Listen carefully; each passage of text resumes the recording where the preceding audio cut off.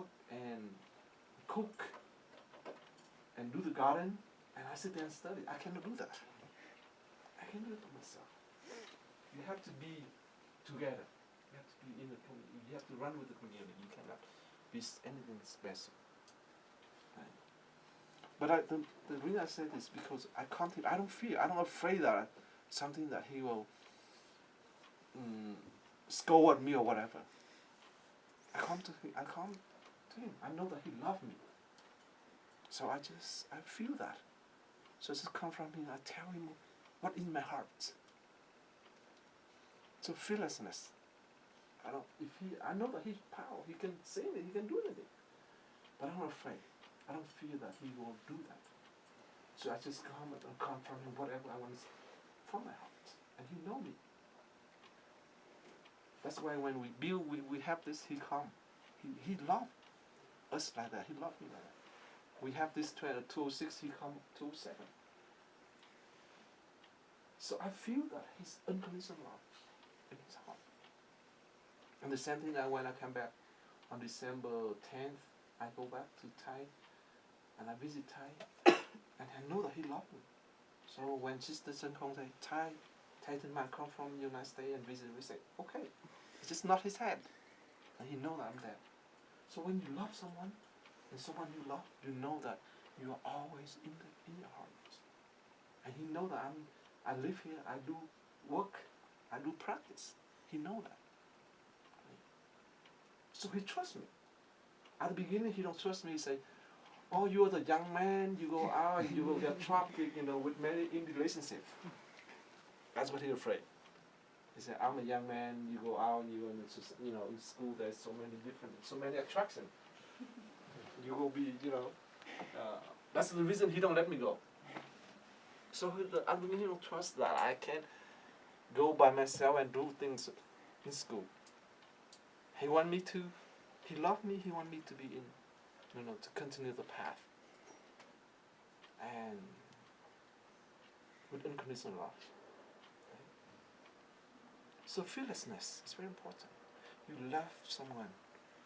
You don't water the seed of fear in him or her.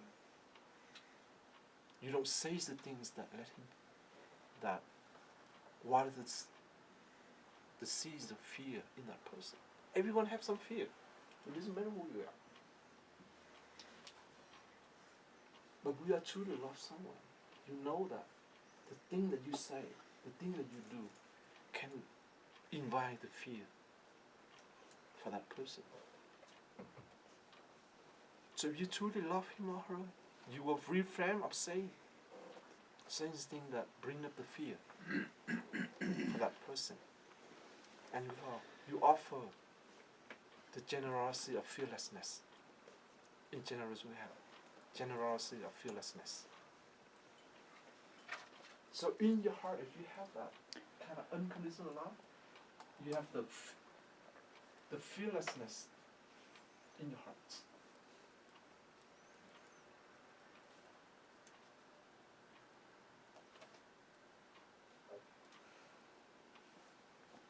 You don't want to do something to generate the fear in that person. If you see that person have post-traumatic stress disorder, for example, or seeing a horrible movie or whatever, and you don't want to bring him to that situation, so that person water the seeds of fear in him or her. The love of fearlessness. In order to love someone, you have to be very fearlessness too.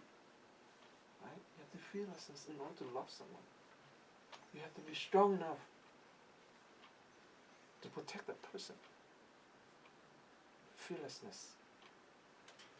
To save, for example, in order to save someone from drowning, for example, right? And you see someone drowning.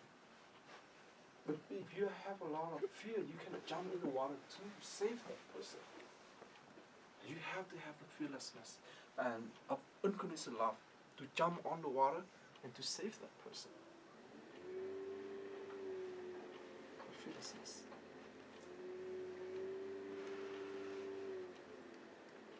Or in order to, for example, someone that's very weak and very fragile, and you want to help him or her to get out of that vulnerable spot. And you have to be very fearless in order to do that.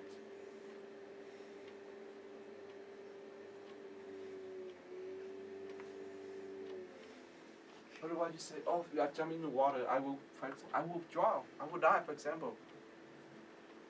But you have to know yourself, you know if you're able to do that. Otherwise you have to call someone else to help, right? To throw out something that they call, that's flow, what's it called? Lifesaver, you know? Lifesaver. So you have many different skills, you have to be wise to be a lifesaver. So you don't risk yourself also. That's called fearlessness.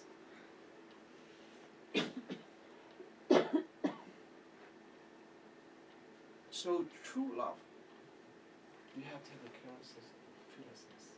For example, someone says something, criticize someone, or your friends, right? And in order to stand up, and you know that is not right.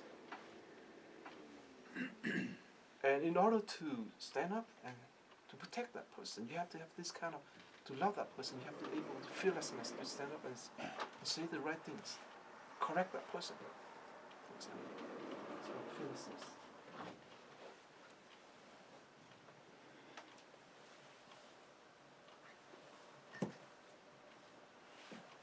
In order to love someone, you have to be very fearless. So, for example, when I go and there's people don't like Thay too. It's not everybody like Thay. Right? Even in a monastic setting. And sometimes I have to stand up. I say, what you say is not right. Have you ever come and live with him? In order to say things that is not true. If you want to say that, you have to come and live with him, practice with him first. For example, even the Dalai Lama or Martin Luther King, Gandhi. You don't stand up to protect the self, or protect the truth. The truth law. And that means you have to have fearlessness.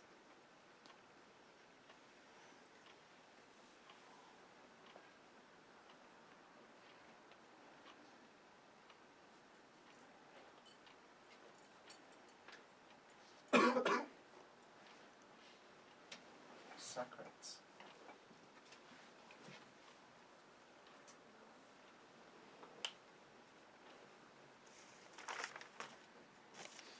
To love is sacred, right? Unconditional is very sacred. Something is very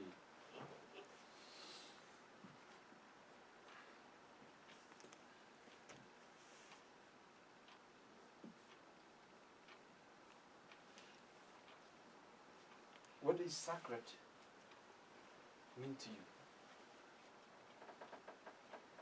What is sacred? In true love, something is very wholesome. It's very it's very, I don't know what the word, I know the word in Vietnamese, but sacred.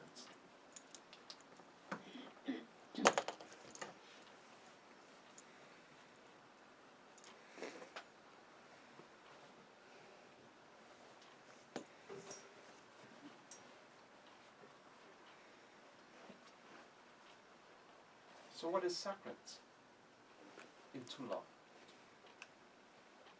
Why is it so sacred to you? When you love someone without any condition.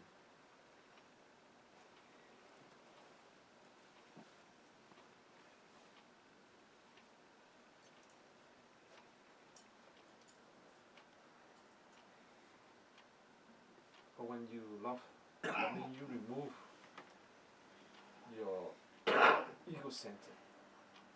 You remove your arrogance. And that space It's become very sacred. It's very wholesome.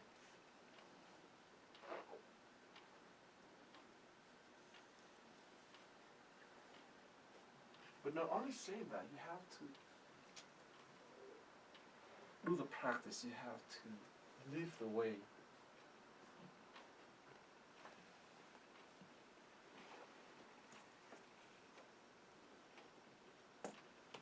You have to taste it in your life.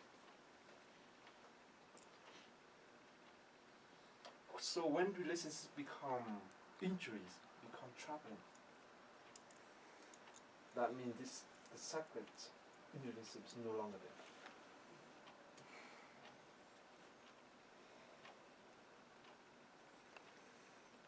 Relationship is very sacred. But the moment that we are not able to work together, the moment that we are no longer trust each other, and the sense of sacrifice is no longer there. Now it's absent, it's removed.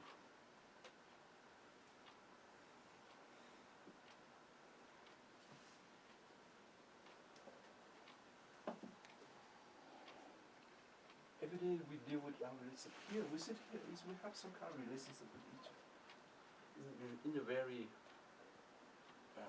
wholesome way, in a very healing way. So when the relationship is totally healing, it's totally in unity, then it becomes sacred. You don't impose the self into that.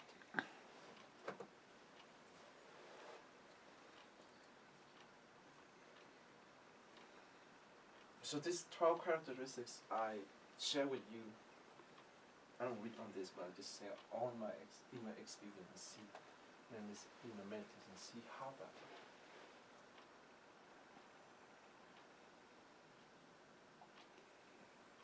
So we all need unconditional love in our life. You come to the teachers. If you're a true teacher, you have to have unconditional love. The student come to him or her, he don't have expect him anything. He just want him or her to change, to make a positive change, and continue the path of his or her journey.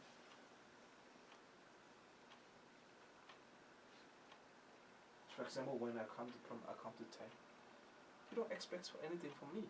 You just want me to continue my path and do my practice and transform my own pain and suffering.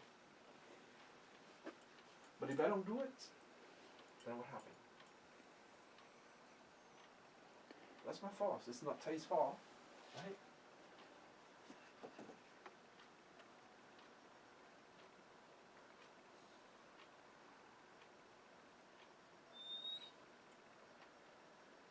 So as a true teacher, he or she have to embody this kind of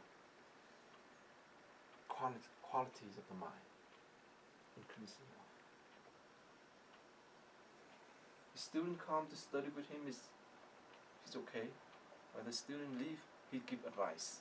He said, "This is my best advice to give to you." And then he leave, and then the teacher is still there, but still open hearts. You don't have to be very upset when the student leave you. If you are very upset when the student leave you, you're not you're not a great teacher yet. He will come back if you have this kind of condition in your heart. He will come back. He never forgive you. He never forget you. Just like me, I never forget Thay. Even I'm here, but in my mind is always Thay. Is in my heart, in my mind, in my practice. I know that he have this kind of qualities. Even the Dalai Lama, I met himself a few times, but not very personally, but still in my heart. I know that he embodied this kind of quality. And this is, if I want to continue him, I just continue this quality. And all of us do the same thing. And this kind of qualities, unconditional love qualities, is all in us. And this is the essence of the Buddha too. You want to become enlightened, you have to embody this quality. Because you have to embrace all beings in your path when you become a great human being or a Buddha. You have to accept all sentient beings, regardless of who they are, and help them out. Help them to realize, to be fully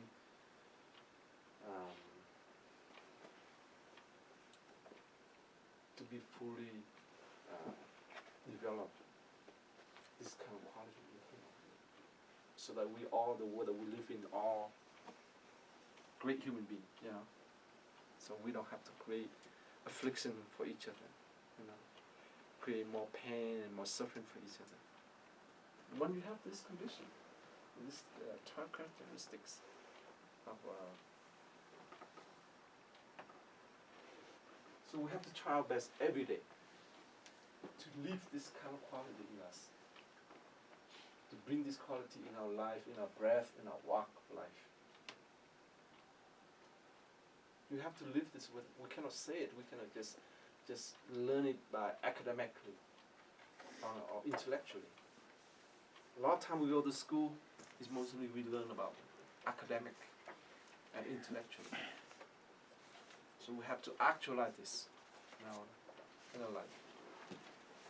And we all have the opportunity to do that. You have a family, if you're able to have actualize this quality, your family become a happy family. We are in a community. We actualize this quality, we work together as teamwork. Our community become more peaceful and more a safe place for everybody to come and to learn and to practice. So we all have the opportunity to actualize this quality in us.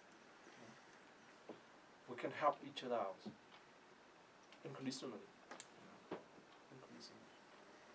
So when you serve the community, if you have this quality, you feel tireless.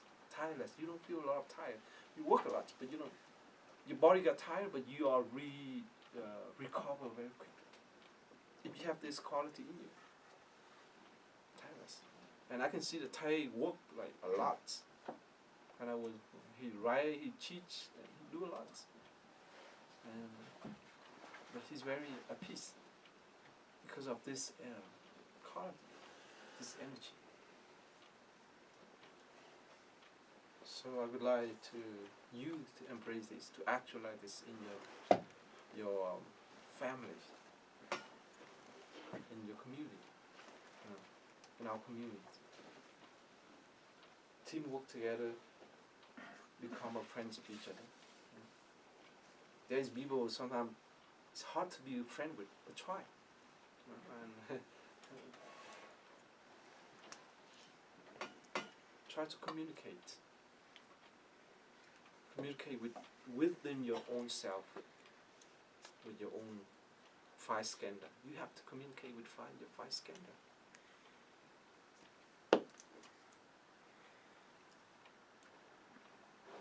Then my wish is to see all of you to make positive change.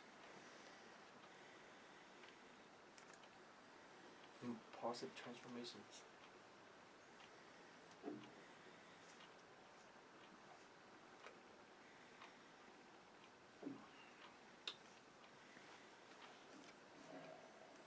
Okay, that is my sermon tonight with you on just one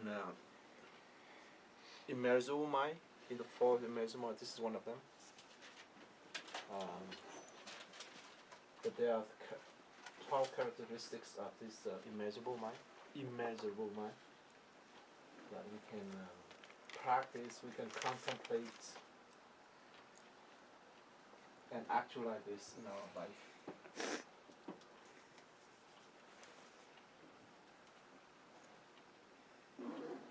All these characteristics is very important in our everyday practice, in our everyday life. And if you embody this characteristic, you are much more confident in your journey of life.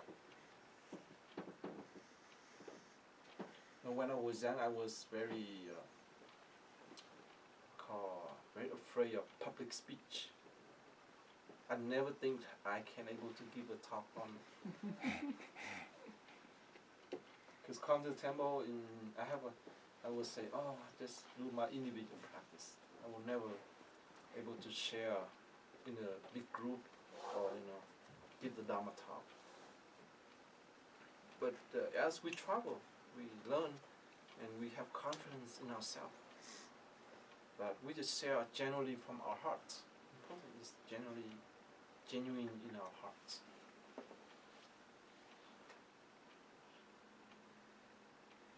And day by day, we want to actualize these qualities. Learn to be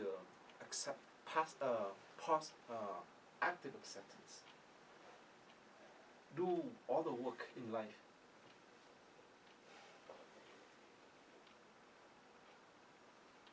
But you are still free. Because once, as I say, once you have these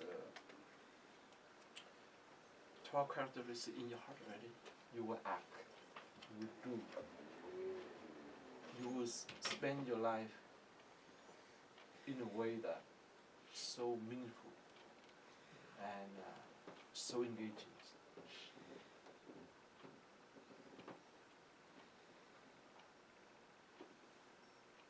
So you can contribute to this human society. It's very important. And we all can do it. Doesn't matter who you are. Just pick up one small trash that you see, put it in a garbage can. That is the act of unconditional. Nobody sees you do that, but your own nature, your own Buddha nature, and the Mother Earth see the witness of what you're doing. It's very important to understand that. So sometimes we do think we want other people to recognize us of what we do. And that is ego.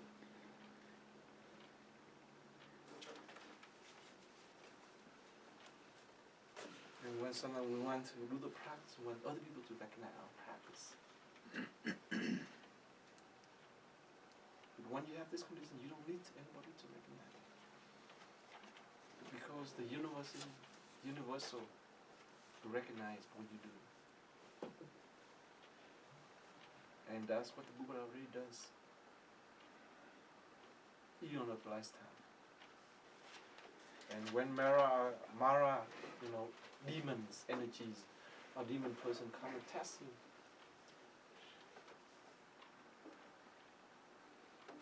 Mara, demons, or evil, mind, come and face him because of jealousies. When you do things unconditionally, there's jealousies. And that's okay. That's what testing you. But when you do things, you do good work, and other people stare at people that don't do like the jealous people. That's okay. That is testing your ego, testing your capabilities.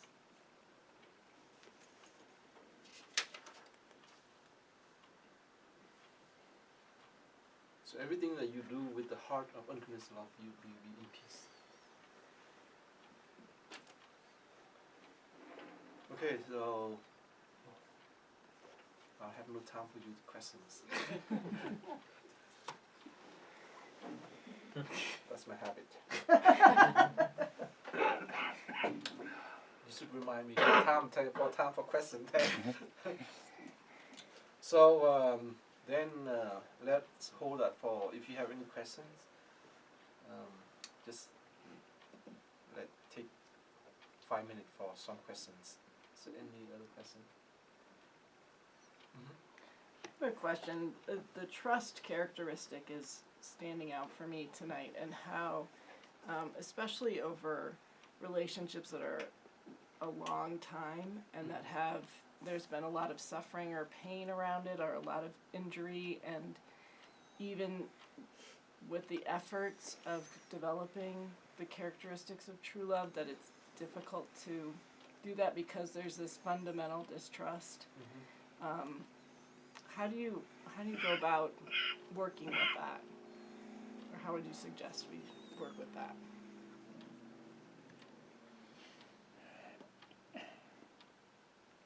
So for trust and unconditional love, because as human we are vulnerable. Very easy to be vulnerable when we encounter with people in our life.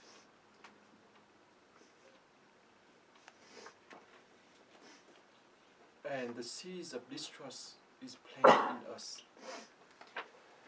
The same time with the seeds of trust, they both hand in hand. So in order to work on to develop the strength of trust, you have to be, I call it patience, and allow yourself time to test that out. For example, the first time that we come into a relationship or to love someone, you have to trust each other. But somehow over time, that you come interact with each other in relationship, and in that journey, we develop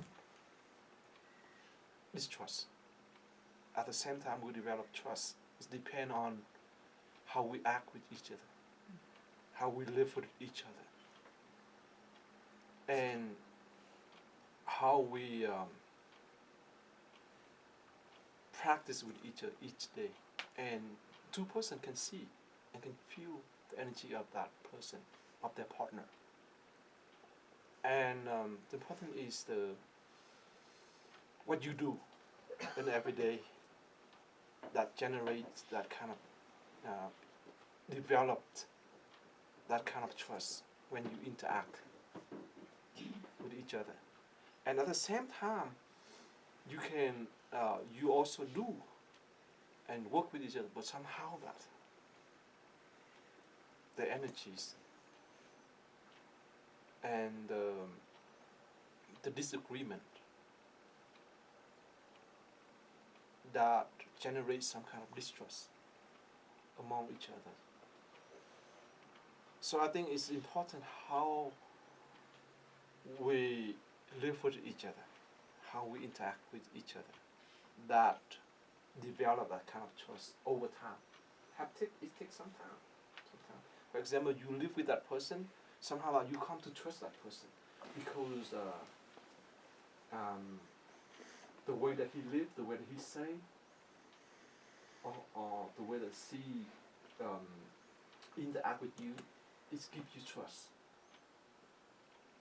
So you have to give each other time and space to do that, to develop that kind of trust. And also you have to have some kind of, we call transparencies. You don't, and clarifications. And the way that you live your life, that can tell us when we practice together, for example. Right? So for example, you first come here, and you don't know me, for example, right? And you just come and test it out and see how I practice, how I live my life, and over time, we become more trust because of that the way that we practice together, the way that we live together. What I'm saying, if I don't do it, silently you may say, oh, you might be distrust, for example. So you have to mirror your life. Important is to mirror your life, to live your life. That creates trust. Just like you come to the teacher, first time, you're not totally live to the teacher yet, right? And you have to come and practice within years after years, and to ultimate the relationship and the trust now become more strong every day. It's very important. It's have time and space to do the practice and to work together, teamwork, like that. When the more we work together, and the more we practice that kind of trust will invisibly, but it generates, it develops. So we have to do that, right? Yeah. Thank you. Okay, so just one more, okay, because we have. Thank you, Thay. As I was listening to you, I see that those characteristics can apply to all of the four immeasurable minds, compassion, especially. And I was thinking, true love is, or unconditional love seems to be quite advanced, to be truly in a heart space of unconditional love. Even just to have kindness would be a good first step, like 12 characteristics of kindness. If we may not be able to reach a place called unconditional love, but even just to demonstrate kindness, those would certainly apply. And I was thinking about trust. How can we develop trust in our Sangha if we're encountering critical comments about other Sangha members behind our back?